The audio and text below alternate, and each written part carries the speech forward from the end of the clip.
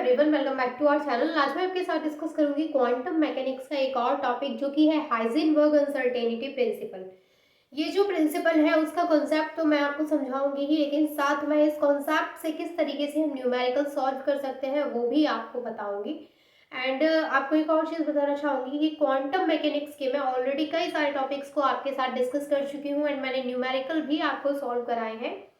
तो आपने अगर नहीं देखे हैं तो आप जा करके चेक कर सकते हैं। तो यहाँ पर आज का जो टॉपिक रहने वाला है वो है हाइजेनबर्ग अनसर्टेनिटी प्रिंसिपल। इस कॉन्सेप्ट को मैं आपको न्यूमेरिकल के साथ एक्सप्लेन करूंगी। तो सबसे पहले समझिए कि जो हाइजेनबर्ग थे उन्होंने क्या बोला था।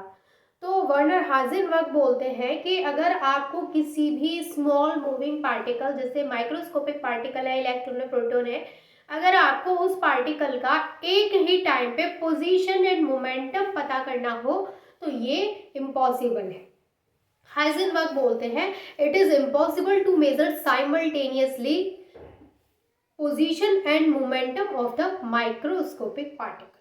यानी अगर आपको माइक्रोस्कोपिक पार्टिकल की पोजीशन पता करनी है या फिर उसका मोमेंटम पता करना है तो आप उसको साइमल्टेनियसली नहीं पता कर सकते हैं, यानी एक ही टाइम पर आप उसको नहीं बता सकते हैं। ऐसा बोलता है हाइजेनबर्ग का अनसर्टेनिटी प्रिंसिपल। अगर आप उसको एक ही टाइम पर बताते हैं तो उसमें आपको अनसर्टेनिटी देखने को मिलेगी, यानी कि आप जो बताएंगे वो बिल्कुल एक्यूरेट नहीं होगा, यानी बिल्कुल एक्यूरेट वैल्यू के साथ आप नहीं बता सकते हैं both the position and the momentum of the microscopic particle. ठीक है, तो ये चीज उन्होंने बोली थी। तो उन्होंने एक मैथमेटिकल एक्सप्रेशन भी यहाँ पर दिया था। क्या था? तो सबसे पहले लिख लीजिए जो इन्होंने डेफिनेशन दी थी वो देखिए। इन्होंने ये बोला था it is impossible to measure simultaneously both the position and momentum of the microscopic particle like electron proton with certainty। यानी कि आप एक्यूरेट वहाँ पे सॉल्व करके एक्यूरेट आप वहाँ पे उसका जो पोजीशन है, उसका जो मोमेंटम है उसको नहीं बता सकते हैं। Simultaneously means at the same time, एक ही टाइम पर आप ऐसा नहीं बता सकते हैं, ऐसा बोलता है हाइजेनबर्ग का अनसर्टेनिटी प्रिंसिपल। तो उन्होंने एक मैथमेटिकल एक्सप्रेशन यहाँ पर दिया था। उन्होंने जो मैथमेटिकल एक्सप्रेशन दिया था वो था delta x into delta p greater than equal to h upon 4 pi. यहाँ पर देखिए जो डेल्टा एक्स है वो क्या है? अनसर्टेनिटी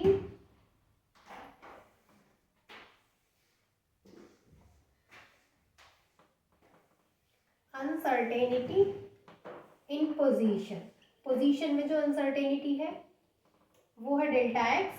डेल्टा पी क्या है? Uncertainty in momentum.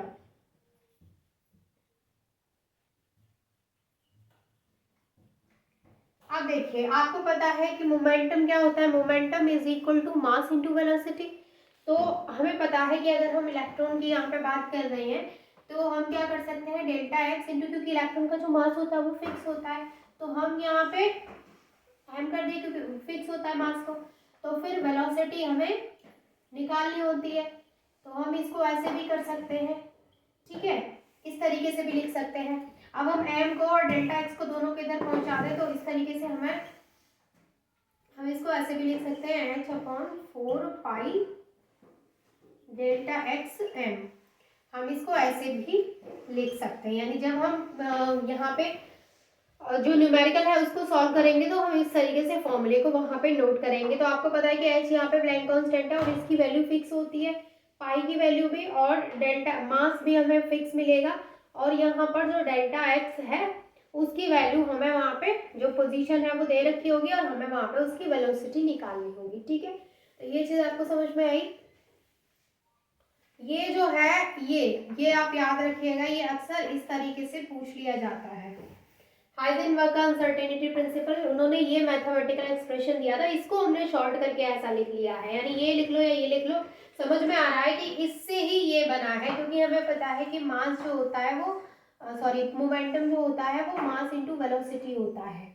तो यहाँ पर मैंने जो मोमेंटम का जो p है उसको हटा के m और v लिख दिया। m को आगे इसलिए लिखा है क्योंकि इसमें कोई चेंजिंग नहीं होगी, ये फिक्स होता है, एंड वेलोसिटी हमारी आंसर के ऊपर डिपेंड, क्वेश्चन के ऊपर डिपेंड करेगी, ठीक है, क्या आंसर आ रहा है उसमें। तो ये था हमारा हाइजेनबर्ग का अनसर्टेनिटी प्रिंसिपल। आप फटाफट से इसका स्क्रीनशॉट ले लीजिए, फिर मैं आपको इसका न्यूमेरिकल करा दूंगी। ये है हमारा क्वेश्चन जो हमें सॉल्व करना है। तो यहाँ पर क्या है, ये जो न्यूमेरिकल है वो है A microscope using suitable photon is employed to locate an electron in an atom within a distance of 0.1 angstrom. What is the uncertainty involved in the measurement of its velocity? Mass of electron यहाँ पे दे रखा है 9.1 into 10⁻⁻31 kilogram. आपको क्या निकालना है, what is the uncertainty involved in the measurements of its velocity, यानी कि इसकी वेलोसिटी में आपको अनसर्टेनिटी को निकालना है। दे क्या रखा है, क्वेश्चन में दे रखा है आपका ये पोजीशन, ठीक है, पोजीशन है हमारे पास और मास ऑफ इलेक्ट्रॉन भी हमें पता है। तो सबसे पहले हम इसको एंगस्ट्रॉम से मीटर में चेंज करेंगे। तो यहाँ पर जो डेल्टा एक्स की वैल्यू हमें दे रखी है दैट इज 0.1 एंगस्ट्रॉम, इसको हम चेंज कर लेंगे मीटर में, तो इसको हम कर लेंगे 0.1 इंटू 10⁻⁻10 मीटर, ठीक है। अब हम यहाँ पे फॉर्मूला लिखेंगे जो हमने अनसर्टेनिटी प्रिंसिपल में पढ़ा था। वो क्या था भाई, जो उनका मैथमेटिकल एक्सप्रेशन था वो था delta x into delta P. चलो ओवरऑल फॉर्मूला लगाती हूँ, पी हटा देती हूँ यहाँ से, ये था एम डेल्टा वी और एच अपॉन 4 पाई था, और इसको हमने और शॉर्ट किया था तो हमारा फॉर्मूला निकल के आया था वेलोसिटी के लिए h upon 4 pi delta x into m, यही फॉर्मूला निकल के आया था, है ना। अब इसमें हमको सारी वैल्यूज लगानी है क्योंकि ये तो हमें यहाँ पे कैलकुलेट करना है वेलोसिटी को। तो h आपको पता है, h यहाँ पे प्लैंक कांस्टेंट है, और प्लैंक कांस्टेंट की जो वैल्यू होती है वो फिक्स होती है, क्या होती है भाई 6.626 इंटू 10⁻⁻34 जूल सेकेंड। ये जो वैल्यू पता है किसके इक्वल होती है, ये जो है यहाँ पे ये इक्वल होती है kilogram metre square second inverse, ठीक है। इसको हम ऐसे भी लिख देते हैं s-2, ये इसके इक्वल होती है। ये इंपॉर्टेंट है इसलिए मैंने आपको बता दिया, क्योंकि जब हम क्वेश्चन सॉल्व करते हैं तो जब हम इसकी यूनिट निकालते हैं तो हम इसकी जगह पे इसको रखते हैं, तब जो कैंसिल आउट हो रहे होते हैं उनको कैंसिल आउट करने के बाद जो भी यूनिट बचती है उसी यूनिट में हमारा आंसर आ जाता है, ठीक है। इसलिए मैंने आपको इसकी वैल्यू बता दी है। यहाँ पे सिर्फ ये जूल की वैल्यू है, तो जूल सेकेंड मैंने ऐसे लिखा था ना, सेकेंड की नहीं है, ये सिर्फ और सिर्फ इसकी वैल्यू है, ये उसके इक्वल होता है, ये नहीं है, ये अलग है। तो आप पूरी वैल्यू लिखेंगे, उसके बाद सेकेंड ये वाला आपको एस लिखना है, ठीक है, क्योंकि सिर्फ और सिर्फ जूल की वैल्यू मैंने बाय मिस्टेक वहां पे पूरा लिख दिया है, सिर्फ इसकी वैल्यू, ठीक है। अब यहाँ पर हमने ये कर दिया है, अब हम यहाँ पे 4 लिखेंगे और पाई की वैल्यू यहाँ पे लगाएंगे तो होता है 3.1415 इंटू डेल्टा एक्स की वैल्यू क्या है भाई 0.1 इंटू 10⁻⁻10, जो कि किस में है, मीटर में है, इंटू मास लिखेंगे तो मास क्या हो जाएगा भाई 9.1 ऊपर ही दे रखा है इंटू 10⁻⁻31 किलोग्राम्स, ये हो गया है मास ऑफ इलेक्ट्रॉन, ठीक है। अब देखो जो हमने यूनिट बताई थी उसके अकॉर्डिंग अगर हम इसको कट करेंगे तो क्या क्या कैंसिल आउट हो जाएगा। यहाँ पे देखो सबसे पहले यहाँ पे जूल की वैल्यू लिखेंगे हम kg metre square, second inverse है हमारा। उसके बाद यहाँ पर एक सेकंड और था क्योंकि यहाँ पे इस तरीके से था, तो ये वाला एस को हम इसमें से माइनस कर देंगे पहले, तो यहाँ पे क्या बचेगा, सिर्फ एक s-1 बचेगा, सिर्फ एक s बचेगा, ठीक है। अब हम इसको कैंसिल आउट करेंगे तो क्या होगा, इस किलोग्राम से इस किलोग्राम को कट कर देंगे, मीटर स्क्वायर है, स्क्वायर से इस मीटर को कट कर देंगे, यहाँ पे 1 मीटर बचेगा और सेकंड इनवर्स बचेगा। तो यहाँ पर जो इसका फाइनल आंसर आएगा वो किस में आएगा भाई, मीटर पर सेकंड में इसका आंसर आपको यहाँ पे मिलेगा, ठीक है। अब मैं आपको पूरा एज इट इज लिख के बता देती हूँ। अब यहाँ पे जब हम इसको सॉल्व करेंगे, जरा करिएगा सॉल्व, बताइए इसको सॉल्व करिए और बताइए क्या आया है इसका आंसर। इसको हम सॉल्व करेंगे तो 6.626 इंटू 10⁻⁻34 अपॉन में इसका हम मल्टीप्लाई कराएंगे, इनका सबका तो आपस में आएगा 11.405 समथिंग कुछ करके आएगा, और क्योंकि यहाँ पे देखिए पावर 31 है माइनस का और यहाँ पर माइनस का 10 है, तो ये हो जाएगा 10 की पावर माइनस का 41। इसको जब हम ऊपर ले जाएंगे इधर, इसको फाइनल कैलकुलेशन करिए ज़रा, मैं पावर्स को जब तक ले जाऊंगी आप इसकी फाइनल कैलकुलेशन करिए। इससे इसको डिवाइड करिए, 11.405 करके है, 435 करके है, 405 नहीं है, 11.435 करके है, ठीक है।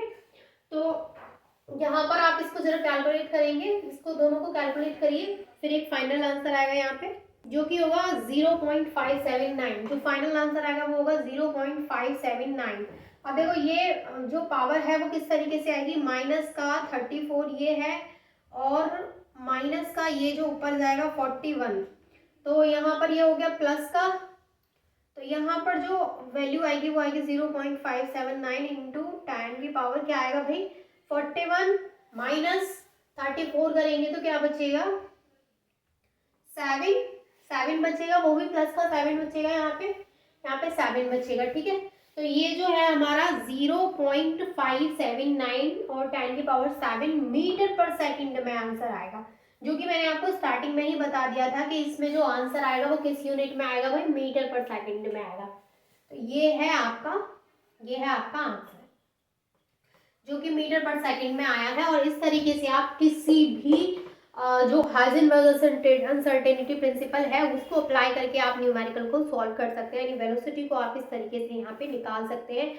मैंने आपको क्वेश्चंस डी ब्रॉगली में भी सॉल्व कराया है, फोटोइलेक्ट्रिक इफेक्ट में भी बताया है और मैंने बहुत डिटेल में वहाँ पर भी न्यूमेरिकल कराया है और यहाँ भी आई होप कि न्यूमेरिकल आपको अच्छे से क्लियर हो गया होगा। अगर आपको कोई भी कैसा भी डाउट है तो आप कमेंट करके पूछ सकते हैं। And thank you so much for watching this video.